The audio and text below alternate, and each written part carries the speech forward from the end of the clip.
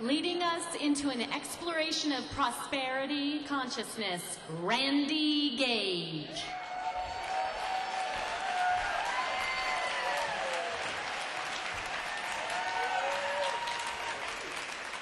Than on the flight home from Tahiti, Air France 747.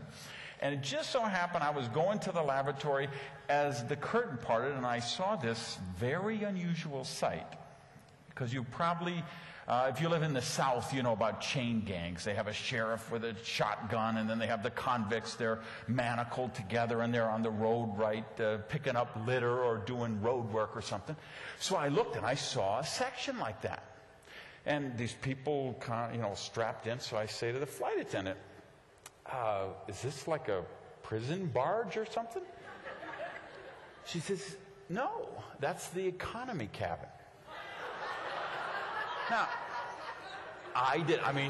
you probably didn't know either, right? Did you know there's this whole other section in the back of the plane? I didn't know. Behind the curtain, these people, they're all strapped in. They throw them a bag of peanuts. And, oh, she gave me the whole can of Coke.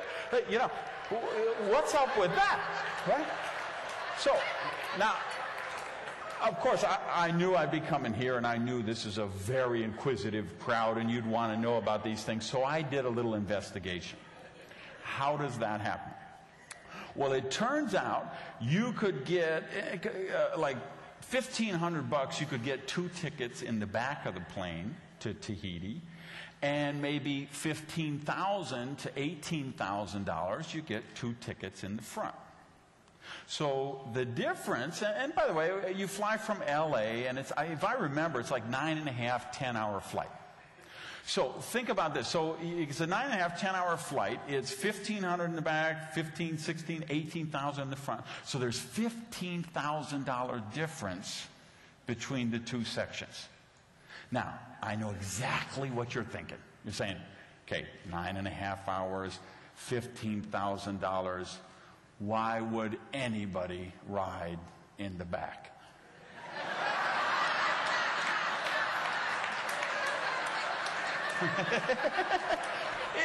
Is that not what you were thinking? Because if that's not what you're thinking, then we need to explore your prosperity consciousness.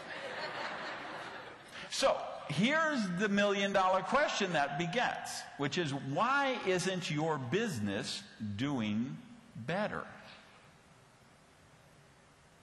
Now, I learned from NSA, research your audience, find out. So what I did leading up for the last week is I read every single one of you's websites, one sheet, and packet for every person in the room.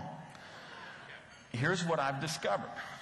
We have 517 people who are the #1 sales trainer in the world.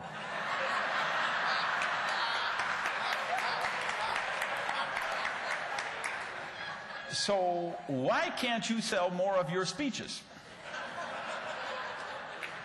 We have 893 people who are the preeminent motivator in the galaxy. So why can't you motivate anybody to buy you?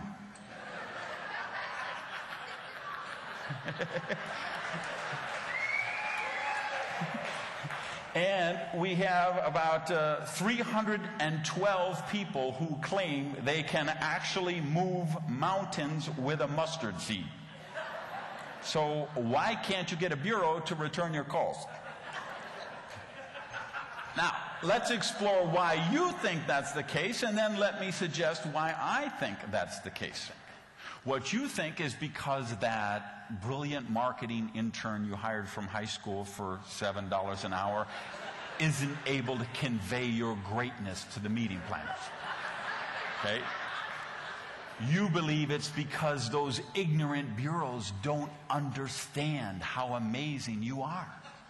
You believe it's because of those evil, mean, nasty screeners who are keeping your book away from Oprah.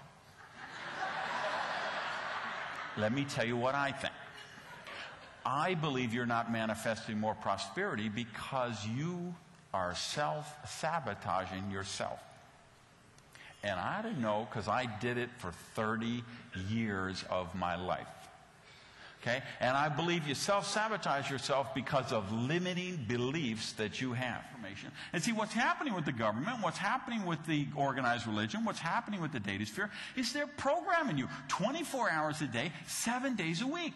And you know what they're programming with you? 95, 96, 98% of the time, it's negative, lack-centered programming. Money is bad, rich people are evil, it's spiritual to be poor, it's noble to be poor.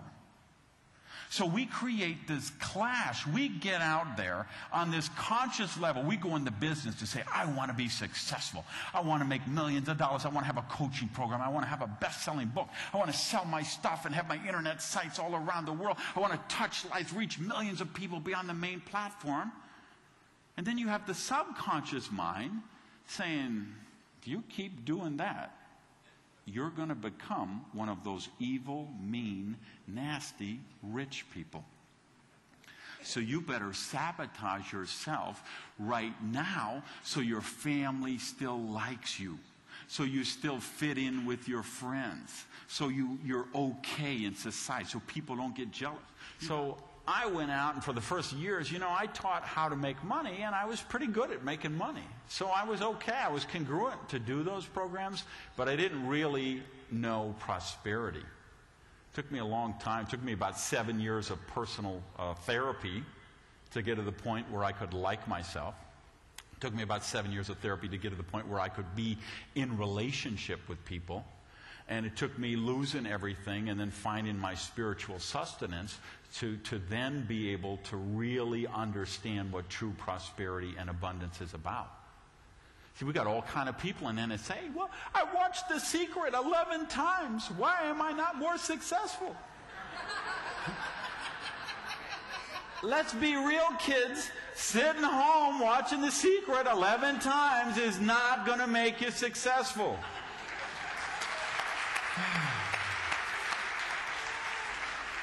If you want to really know how to be successful, you're going to have to get my next book, The Secret of Chicken Soup for Harry Potter's Soul. Now, if we want to be successful there, I believe there's 7 spiritual laws we have to live by, and you have to live by all of them to manifest true prosperity in your life. And I think that's the most important work I do, and that's why I do the work I do. But here's what I know. Wherever you are in your business right now is the result of your vision.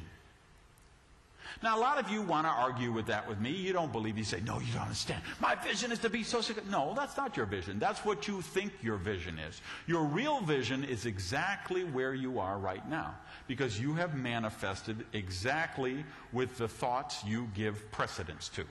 So what happens is you change your programming, you change your core foundational beliefs. See, if you change your core foundational beliefs, then you change your vision. And if you change your vision, you will change your reality. Because that's what we know about the subconscious mind.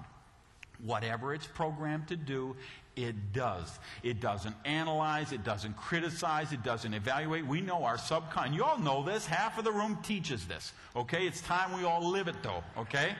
Because we know our subconscious mind does exactly what it's programmed to do. So we have to be the people in charge of programming our subconscious mind. You can't let Hollywood do it. You can't let the government do it. And you can't let organized religion do it. Thank you, guys.